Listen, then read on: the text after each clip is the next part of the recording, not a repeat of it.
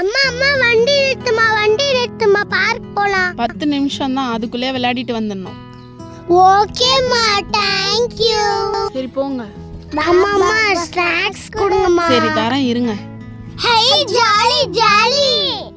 பார்த்து மெல்லமா விளையாடணும், சரிங்களா? Okay mummy. மாமா அட பாப்பா என்னையே பகன்மா தட்டாமா. அஸ்கு புஸ்கு அதெல்லாம் தர முடியாது.